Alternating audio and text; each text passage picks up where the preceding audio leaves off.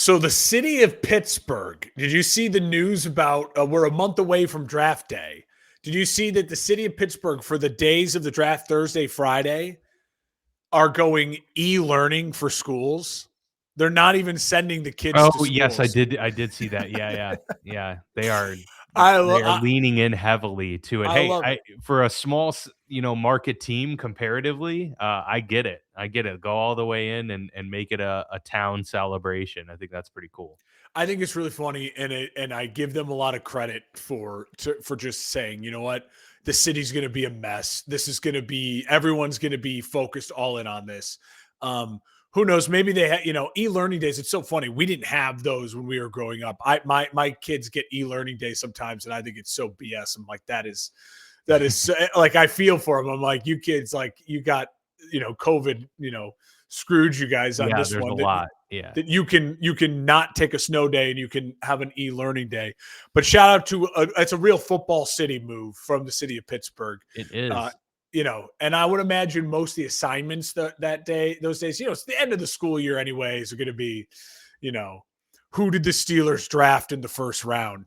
That's your assignment. That's your assignment for Or for for, like, Thursday. philosophy class, why did the Pittsburgh Steelers select Kenny Pickett with their 6th round pick back in 2021? And you have to give a very thoughtful response. Well, Yeah, let's see here. It's like, yeah.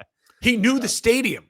He He knew played in the stadium. he knew the stadium. Nobody cared about the small hands. They just Oh, liked that flowing hair, uh, and, that's That's yeah. funny. Yeah, shout out to Pittsburgh. We're about a month away from the draft, and I know that we're gonna have a little bit of a break in our schedule coming up for the next week or so. Yep. So this is kind of a final, kind of news and note show, and then when we come back there, mid-April, we're gonna be, all in on the draft for a couple episodes, and then obviously draft reaction. Maybe even do a draft live show like we did last year. Yeah, that was a lot of fun. That was a lot of fun. So it's that time of the year, baby. I'm ready for it. Yeah, super pumped. We've got obviously some mild breaking news that's dropped over the last day or so that we're going to talk about here today. And then I've got a little bit of a special surprise for Mark. Hopefully, he hasn't seen this yet, I but probably some have. really good fun facts and kind of wild, weird stats from NFL history. So we'll dive right into the big news of the day.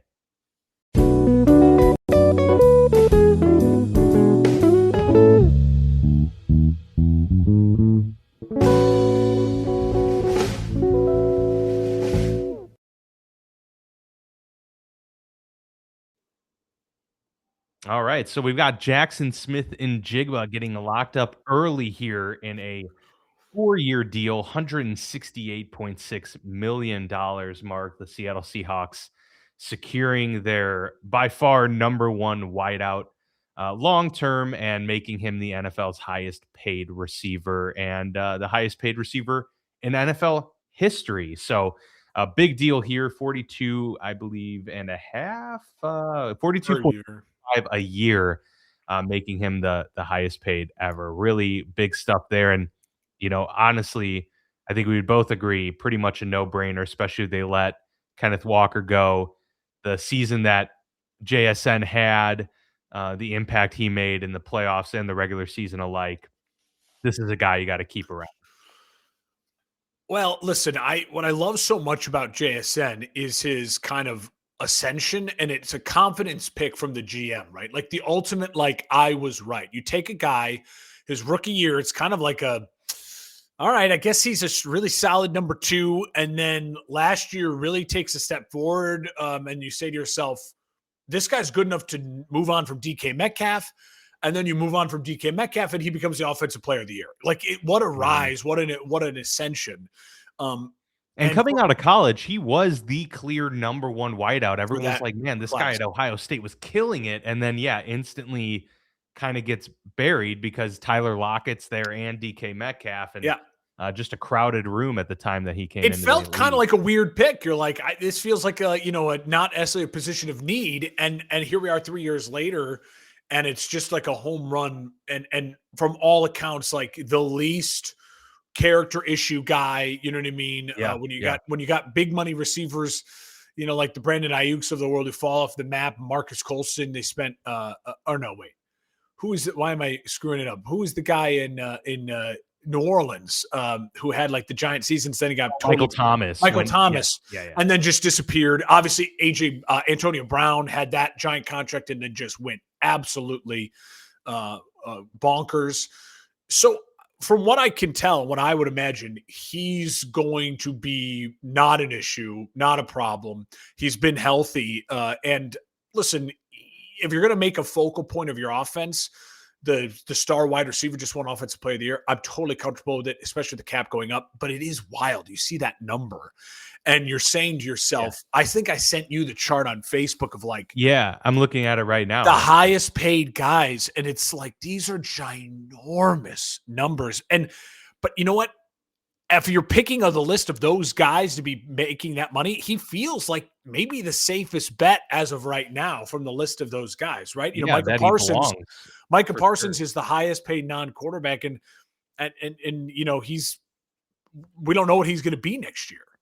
I mean, it's edge rushers and it's wideouts. I Yeah. mean, that's the list, and we've talked for years now that edge rusher is, one of the top 5 most important positions in all football because of the great quarterbacks in the league, the pass heavy nature of it. And obviously offensive tackle is still a premium, but then really outside of quarterback, it's wide receiver that's next on that list. And yeah, we're looking at Aiden Hutchinson making 45 million a year. Then third most in the league of non-quarterbacks is JSN with 42.2. That's TJ Watt, Jamar Chase, Daniil Hunter, Myles Garrett, all of them over 40. And then Max Crosby, Justin Jefferson, and CeeDee Lamb right around the I mean, 34, all big 35. names. Everyone's a big name, and everyone when healthy is what you would argue top 2 or 3 at their position. Sure. So it makes sense, but it starts to feel like that CeeDee Lamb. You're like, wait, I'm only paying 34 for CeeDee Lamb versus Right, 42 for JSN. Yeah, right. But listen, the numbers are just going to keep going up. The cap exploded. It's going to explode again. The growth of the NFL. These guys are finally starting to make, mid-star NBA money. He's getting paid now what Tyrese Halliburton is getting paid. You know what I mean? It's like it's finally starting to feel like if you are a star in the NFL and not a quarterback, you're gonna be paid like an elite athlete gets paid in the modern world of sports. So good on JSN. And listen, I thought I saw the Seahawks also brought back Jake Bobo. So the wide receiver huge. But it is in the sense of like, okay, well, they're getting stability with the room for sure. And if you're going to pay one guy that much money, you're going to have to go find the guys who aren't. You're not paying anything to. But don't be surprised if they don't draft one in the first round. I mean, I wouldn't be shocked. Yeah, I mean, Seattle's in a good spot. They're one of those few teams that I look at like their roster, and I'm not a Seattle beat writer, but it feels like they have the luxury to just draft what's best available. And when you're picking that late in the first round, that's a good feeling because you don't want to be. It feels like the Patriots, they have some needs. You know what I mean? Versus the Seahawks, they're drafting one later, and it's like we feel like this is a luxury to be drafting maybe a wide receiver in the first round. We'll see. It is fascinating that not too long ago we were thinking about 40 million a year being, the top quarterbacks. We're making that. And now Dak Prescott leads all quarterbacks with 60 million a year. In just a 6-year span that changed, I know. Which it's growing so rapidly. But yeah, that used to be the barometer, and now we're seeing JSN and others trust me exceed that limit as non-quarterbacks. So I'm getting ready to swallow a big number probably in a year from now. So it'll be I hope I'm in the spot where it's like Caleb Williams, the first ever $1 million or $1 billion contract. Listen, if he leads the Bears to a Super Bowl or like wins an MVP, I don't know how. I feel like it'd be the easiest no-brainer that he would jump up to the highest paid player in the league, a number 1 overall pick. That with that ascension in the most quarterback needy franchise in NFL history, I feel like it would be the biggest no-brainer. So we'll see that. But shout out to JSN. if you're George Pickens, if you're some of these other guys, it's good that he got his number fairly early here into the offseason because now you can really negotiate off of that. I'm not Mhm. saying they're going to get more, but at least now you can look at It and say, raises their floor, though. yes, exactly, right? You could say, hey, I know I'm not JSN. Fine, fine. But you know what I mean? Like, can we talk 35? Can we Yeah, talk? they're gonna get CeeDee Lamb money Yes. for, maybe Yeah. not being on that level Yeah. necessarily. So, Yeah. Yeah. yeah, good stuff for JSN and the Seattle Seahawks. Couple other bits of news before we get into the fun facts. Front Office Sports announcing today that Mike Tomlin is gearing up for a post-coaching career in media, signing with a sports agency called the Montag Group. So when we weren't exactly sure what his future plans were going to be, or he's going to take a full year off, which he may still take a year off, but Yeah. signing with the sports agency, media agency at least, shows that he is planning on going into the media at some point or time. I'm still not sure what that means because I really do believe when he talked about how he didn't feel comfortable assessing his peers in such a way that typical media does. Maybe something's changed for him, or he saw the dollar signs and it's like, that's good. Or maybe he's going to go a different route in the media. Maybe it's not going to be what we think. Maybe it's not sitting at a Fox Sports panel before a game or after a game. Maybe it's something else, a podcast or Yeah.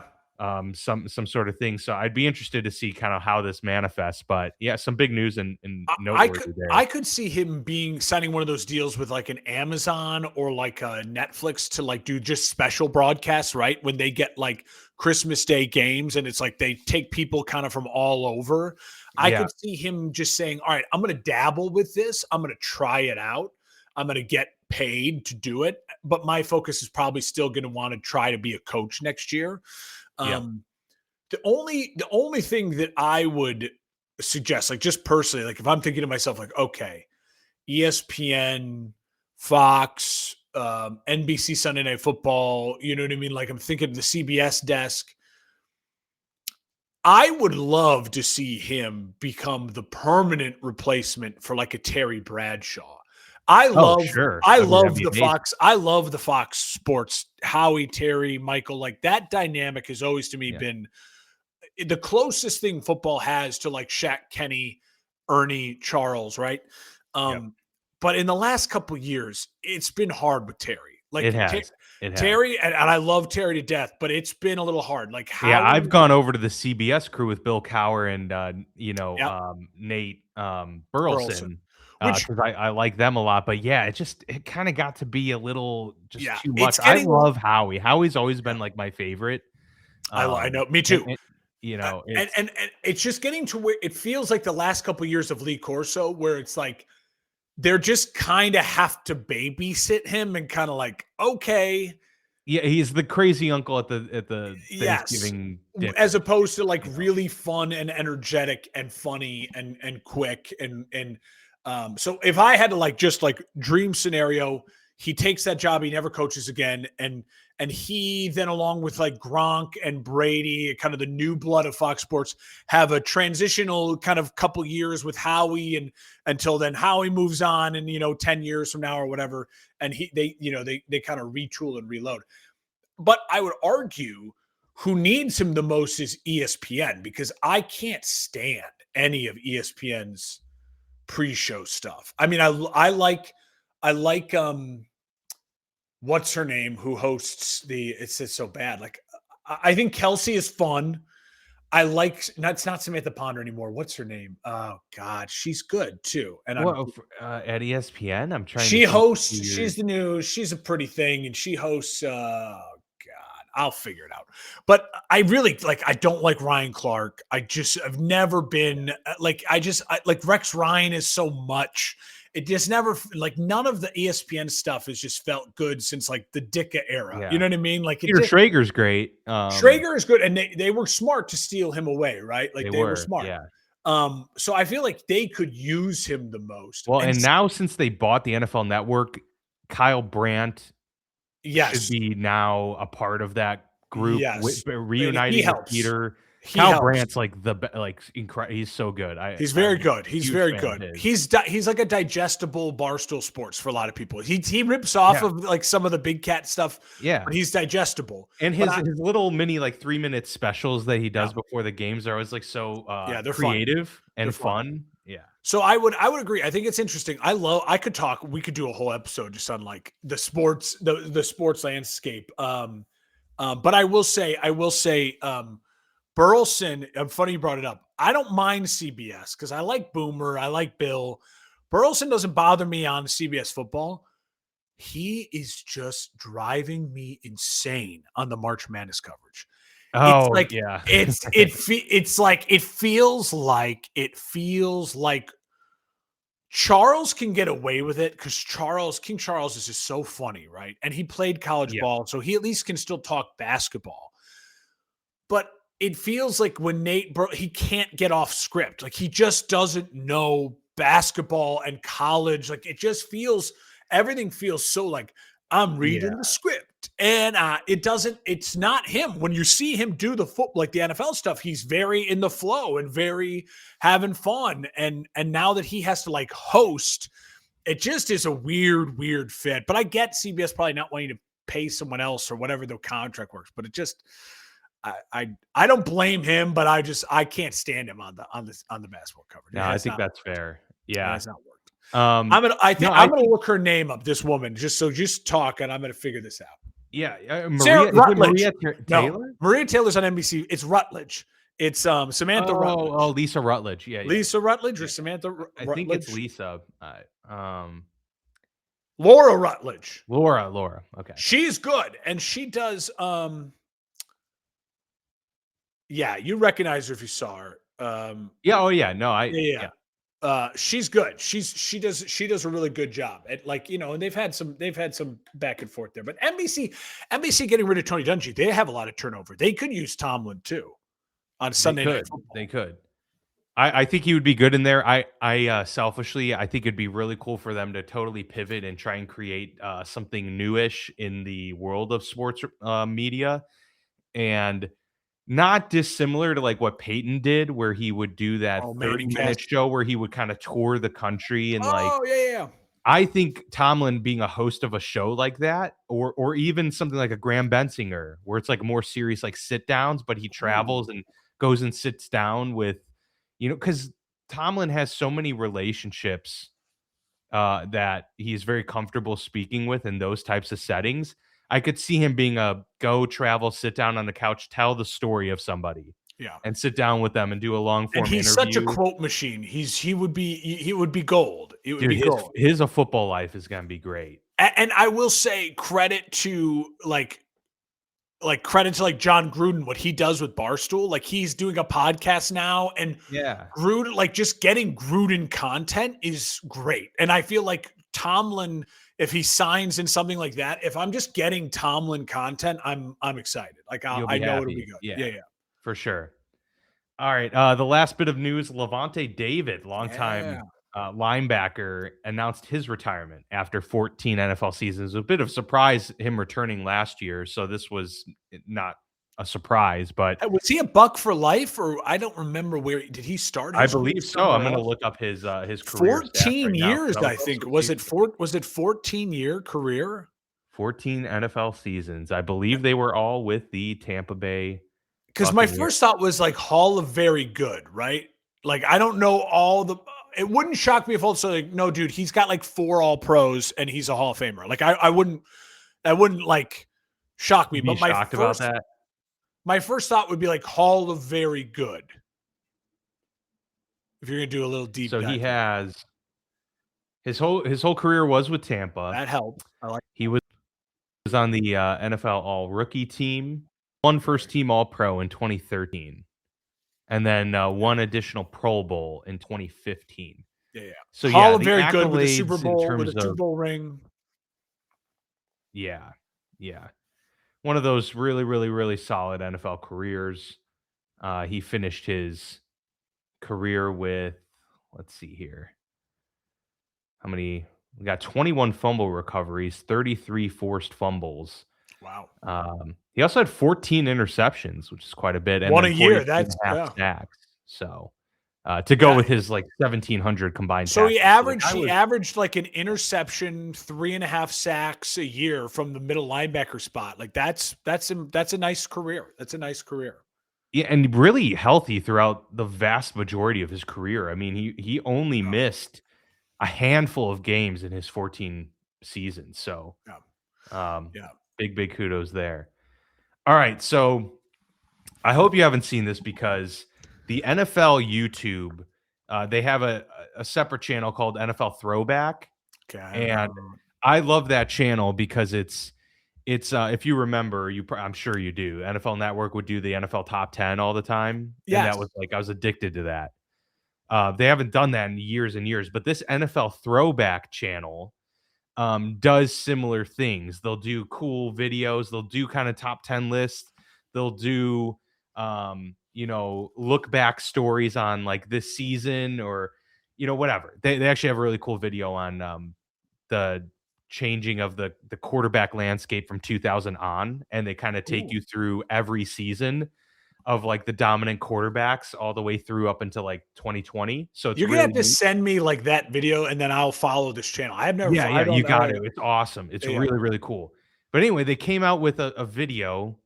Let me find the exact name of it so that I can give them a proper kudos. But it was it was like the weirdest NFL stats Okay. and fun facts. All right. So I'm there was like excited. a lot of things on here, and honestly, like I knew a couple of them, and a couple you will know as well. But some of the others were very, like, granular where I'm like, "Wow, they really had to, like, go deep to find this out." Okay. But it was just fascinating. So the channel is called NFL Throwback, and, um, the video is called Strange But True, Insane NFL Facts to Blow Your Mind. Okay. So, I'm ready. I'll kinda some of these I'm not even gonna, like, ask you to guess on because, like, they'd be, like, impossible. All right. Yeah. But some I'll throw your way. So there is one team in NFL history, that has never played a home game on natural grass. Only one team. Can you think of New what team this Orleans might be? Saints. And it's not like a New new team Orleans like the Saints. Texans. It is not the New Orleans Saints. Dang, New I feel Orleans like that Saints was a have good. apparently played, on grass, at I least felt like once that was in a their good guess. that was a good guess because an Maybe old when they team in a moved, dome. maybe the Saints only like when they moved for Katrina, because didn't they play in like Oklahoma City or something? And like, Oh, that might be because actually. I feel like that's a great guess. It is a great guess. All right. Who else played in a dome in a home game? Are And the the great thing about this too is that this video is like it's recent, up to date through the 2025 season. So, all right? all One, the I'll stats I'm take. gonna read are with that in mind. Is it a dome team? No. So then it's someone who's played on. It's someone that has artificial grass in outside. Yeah. And this team has been around. Who's got outdoor turf still? It's an NFC team, I'll tell you Eh, that. oh, dude, that's And they're not in a climate where you would think at no, that it's they not wouldn't Atlanta. play You in said it a wasn't a natural dome grass. team. Is it? Is it? It's not Minnesota because it's a dome team. I don't know. Seattle? No, it's not a dome team. Oh, see, that's what I'm saying. It's not Correct, Minnesota because correct, they're a yeah. dome team. So But is it like? Minnesota didn't play in a dome during the Fran Tarkenton years and all of Oh, that. that's true. Is it Seattle? It is Seattle. It is the Is Seattle that Seahawks. fake turf up there? And Mm. that's at the. Oh, I didn't know. And Okay. they apparently before they played at the now, oh gosh, I'm forgetting the name of the stadium now, but, before they were here, they had played for a time as well at the University of Washington, and they also had Like artificial Astro grass. turf. Oh, So, that's funny. yeah, only Okay. team that can say that in NFL history, never That's wild. played a home game on natural grass. This one you will know, but it's still, funny when you juxtapose it with this other team. The Steelers have had a total of 16 coaches since their founding in 1933.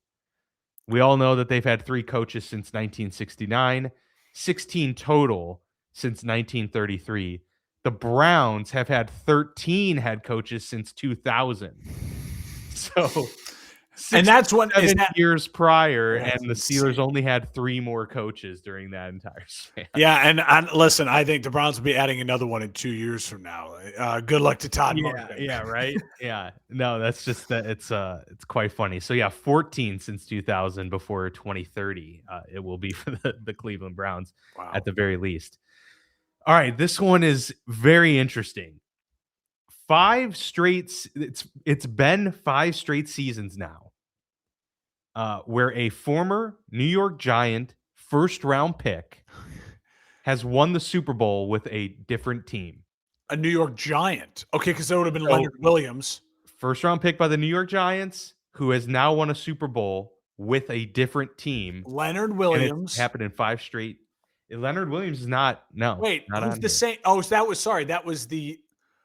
Oh, who's the? Who got the Seahawks got? Who did they There get? is a Seahawks guy. Yeah, who he's a defensive. Is he a It's defensive Julian lineman? Love. Julian Love. Julian Love was the first round pick from the New York Giants several years ago, defensive back. You are correct. Okay. The Well, year then Odell before, Beckham Jr. is on that, right? With the Rams. yes, Odell Okay. Beckham Jr. is on it. Okay. So then, who won the Super Bowl last year? Would have been the Eagles. So the Eagles had a New York Giant. Saquon Barkley. Yes, I was gonna say, yeah. I was like, don't Yeah, yeah. blow that one up, Mark. Before the Eagles was the Chiefs. The Chiefs had Sky Moore. Or no, Chiefs drafted Sky Moore, but no, you're yeah, no, what's his name? The guy, the wide receiver who can't yeah, catch. you've What's got his it. name? It's Kadarius Toney. Kadarius Toney. Yeah, Kadarius and he Toney. won 2 of them, so that And then Odell Beckham is the other one. and there was one more. So because those What was 2 the don't team? count, they're not counting the 2 that Kadarius Toney won. They're just he's one of the. So really, if you look back to Super Bowls in general, it's really 7 Super Bowls that a first round pick from the Giants, because 2 of these candidates have won 2 Super Bowls. So what's the other team? What am I missing? The other team actually was with the Giants, but he won another one with the Tampa Bay Buccaneers. Oh, okay. So that would be he won a Super Bowl with the Giants, then won one with the Buccaneers. So who was on correct. that 20? Was that JPP? It is. Yep. JPP. Yeah. Shout out Stephen Shea. Yes. That is so funny. So only one of those first round picks won it with the Giants at some point in time. The rest were on their way elsewhere to win a Super Bowl. I thought was Leonard Williams was the Jets then. That's what I'm thinking. Because the Jets. Yes. Because the Jets have Darnold and Williams. There was some stat too about the Jets having like first rounders who've made it to Super Bowls or whatever because of trades. I think. And we're not done with the first round picks either. We've got some coming up. All right, I'm pretty proud of myself for that one. Yeah, it was good. You know this one. We've talked about it on the show. The 2025 New York Jets are the only team in NFL history to not record an interception in a season since 1933. So, they just paid Nashawn Wright, the Bears' Nashawn Wright, who had 5 interceptions this year. So good luck. I did some digging though as well. In 4 years as defensive coordinator of the Lions, now New York Jets head coach Aaron Glenn, his units recorded 11 interceptions, 12 interceptions, and then 16 and 16 in back-to-back years. So he went from that with the Lions to being the head coach of the Jets and not having their and remember the Lions those last couple of years, it was like their biggest weakness was their defensive backs. Yeah, remember, because they kept getting injured, they kept drafting guys. So that's funny. That's wild. It's crazy. Okay, in 1962. Oh, hold on. I didn't get I didn't put down the team for which this person recorded this. A NFL player recorded the season-long stat line of 1 catch for 111 yards and 1 touchdown. And you say, how is that possible? Can you think of how this could be possible?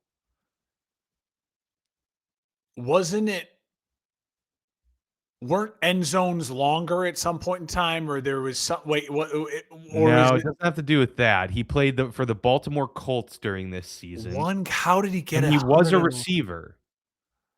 How did he get 111 yards? So in 1962, Baker of the Baltimore Colts recorded one catch Okay. for 78 yards and a touchdown. And then he had another 33-yard play in which it was caught by someone else and then lateraled to him. So he doesn't get credit for the reception, but he But it gets the gets the receiving yards. yards tacked on. And so his season-long stats are just the one catch for 111 yards. What And one a touchdown. stat. That's awesome. It's super cool. All right. I'll save the best for last. Well, actually, the next three are really, really cool. All So the I guess best. I don't know which one to pick over the others. In 1977, Okay. one team had only 3 passing touchdowns all season long. Now 14 games, but still. And in this season, they also reached the mark of having lost 23 games in a row. So very, very bad Tampa NFL Bay? team that Tampa it was. Bay? I knew It was. Tampa. I was thinking late 70s. Bucks were young team and they were not good at quarterback. I want to see. They were 2-12 that year. They scored 103 points all season. That's brutal, dude. I mean, I know the That NFL is. was different back then. I know it was different, and it was only 14 games, but that's less than 10 points a game. That's a Most tough points in watch. 1977 NFL season went to the Oakland Raiders, who scored 351. Yes. So they So you scored could put a they point. scored more than 3 times the points that Tampa Bay scored in the entirety of Wow. the season. Didn't that season lead them to draft Steve Young? Like, or was Steve Young like maybe a year later or something like that? I mean, No, I think it was let me see. That would have been the 1978. They still had Doug Williams. Oh no, maybe that led them to draft Doug Williams. I thought Doug Williams was already on the team. No, yeah, that must have been led them to draft Doug Williams then, because he was not the quarterback. I was like, if he was the quarterback, they would have thrown more than 3 passes. yeah, and I think Young was drafted early 80s, not that late 70s. So yeah, right. So yeah, they had a quarterback by the name of Gary Huff, and his dude, guys used to just that season was 67 for 138. That's like 2 games in today's league. that's like a game and a half for like Jameis Winston. 3 touchdowns, 13 interceptions, 889 yards for the season. And you know what? Fans probably didn't blame him. They're like, we need to run the ball better. Right. Now he only played 8 games that year, but still that's pretty rough. Okay. From 2002 to 2007. Okay. So that's 7 draft classes. 2, 3, 4, 5, 6, 7. 6, that's 6 draft classes. Okay. The Raiders' first round picks, which were pretty much all busts, 4 of those times, they drafted a first round bust, the pick directly before a future Hall of Famer. In just that 6-year window, on 4 occasions, Jamarcus they drafted Russell, a first round player. So, Robert Gallery. Jamarcus Russell in 2007 is the latest one. In that group. Robert Gallery. Yes, that's correct. But who did they take Jamarcus Russell ahead of? I don't know. I have no idea. He was 1. Calvin Johnson. 2 was Calvin Johnson. They took him the pick before Calvin Johnson. Robert Gallery was How did you know Robert Gallery? Because that was 2002, right? That was 2004. Okay, so 13-year-old Mark was an offensive lineman who was like, you know what I mean? Like he was the stud. He was the number 1 overall pick, I think. And it was, yes. he was the number 2 pick. He was the number 2 pick, but he was this insanely talented offensive lineman. He was supposed to be the next, great offensive lineman, Robert Gallery. Yep. So they took him 1 pick before Larry Fitzgerald. Larry Fitz. So Larry Fitzgerald went number 3 to I the don't know if Arizona I can Cardinals. think of the other busts. Give me a The position. other 2 busts, one of them I remember this name, but I wouldn't have thought of it. What's the And position? in '05 the position was a cornerback taken directly before Aaron Rodgers. And then in 2002, both of these were pick number 23, by the way, so late picks.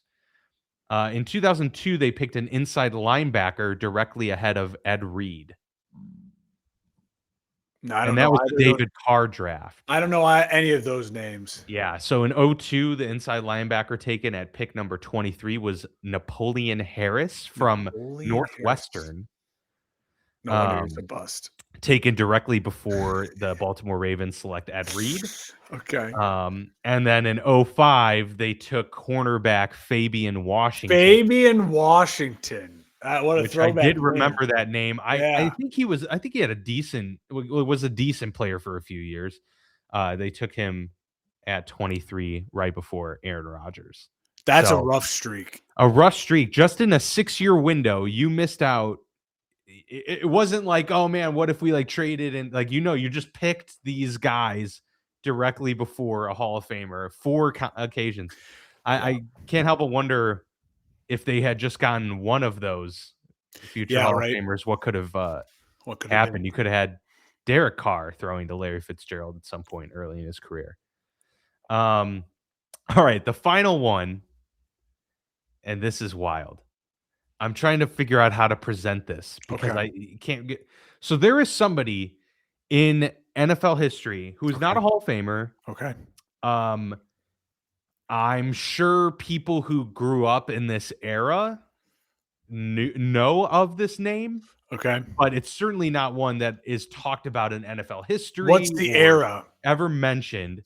I believe it's the 70s. Let me double check. Okay. Want to see what year this gentleman played. Okay. So he played from 1990 to 2003. He had a 14-year Okay. NFL career, but he's honestly kind of a forgettable player overall. No, I never heard of this guy. I don't think Okay. you've ever I'm heard of this. excited. I'm excited to see if I've heard of him. This guy had more career catches than Michael Irvin, than Steve Largent, and Shannon Sharp. And he's a wide receiver. Catches.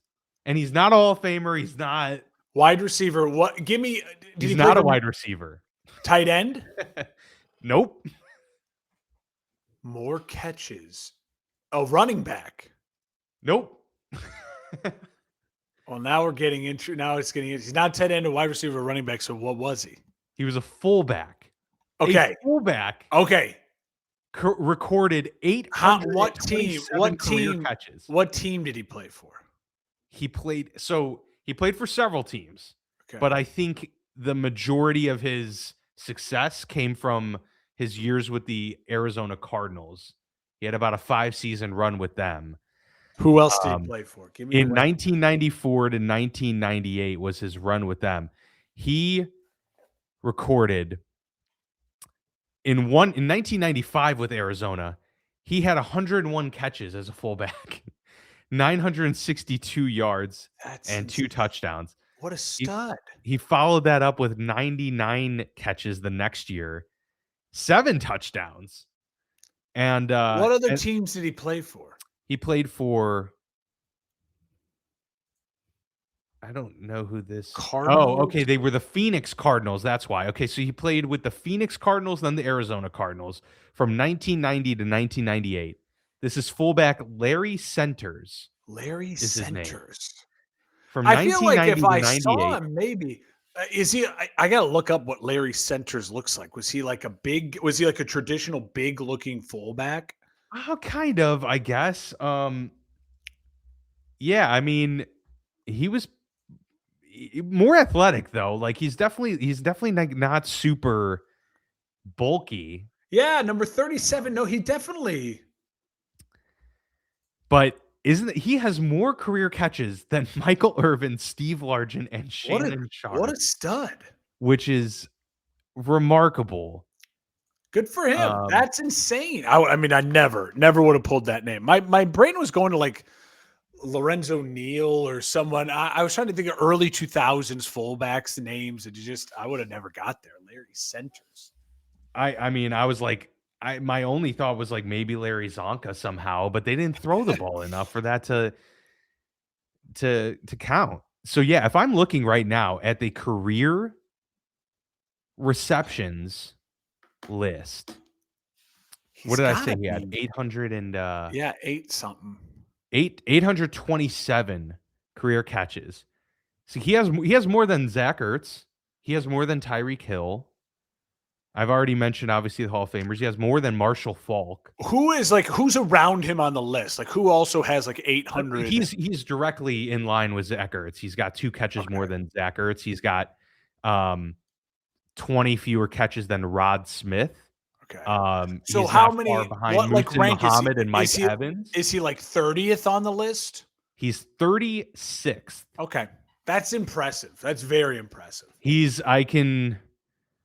I'm seeing if Irving Fryer. I don't know who this guy is. I think you'd be hard pressed to find a non-wide receiver above him. Or tight end, of course. So you got Travis Kelce's and So like Tony he might have Gonzalez. the most catches of any running back in NFL history. Like, is he have more than I'm like looking through it right now. Danian Tomlinson? No, yeah, if he has more than Marshall Faulk, he's got to be Yeah, he's got to the be top. more. Yeah, he is. That's a great stat. I mean, that's good for that guy. I hope he made some good money in his life because that's awesome. What a stat! This guy should be in the Hall of Fame. I mean, that's crazy. It's more than Ricky Water. Well, He like, truly, Ricky from the Watters is sounds way of it, down he there. probably was really just a running back. Like he really, I bet if you watch the highlights, you'd be like, this guy's a running back.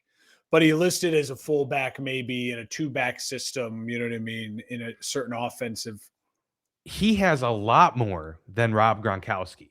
Like a lot more. Well, I yeah, guess Gronk's Gronk didn't stats are play that long. Gronk's claim for best tight end in NFL history has nothing to do with stats. It's really not a stats. Right. Yeah, very true.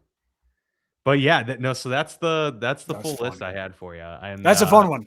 it's Send me that still, even though YouTube you've channel. all been told the list now, they had one on there too about Belichick against the Giants, but it wasn't that compelling. It's like he's 4-7 all time against the Giants. And I that bet that's included his career as a DC as well. Oh, And he was on the field for all of the Giants Super Bowl wins, once as a DC yeah. and then That's fun. twice as the opposing head coach. That's funny. That's a good stat. That's a Yeah. good stat. You know, But the Patriots now have the most Super Bowl losses in NFL history. yes, yeah. And the most Super Bowl wins. It's like they have a lot of records, that's for sure. Yeah. So it's a fun one. I would That is definitely a good encourage people that's to a good go one. check out the video anyway because it's really cool. We have a little break here in the schedule. Yep. We're no show next week. We'll talk about what we want to do in April, but we'll get back at it. And I would just put out there to all of our viewers, if there is some sort of draft topics or draft prospects or anything draft specific that you want us to look at and take a start analyzing and maybe give some thoughts on. Maybe it's just your team specific need, a targeted player or whatever it might be.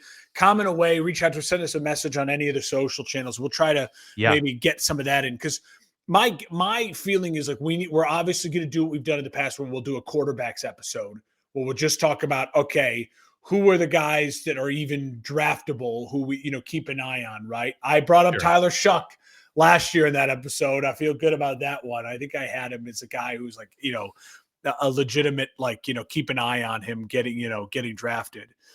So we'll do that. But anyways, we're open for suggestions when it comes to the draft. Absolutely. Yeah. Love to hear your thoughts, get that engagement with the show. We'll be happy to entertain some of those topics. So yeah, let us know. And we'll take a little bit of a breather here and come back in a couple weeks with some more content. So we'll see y'all soon.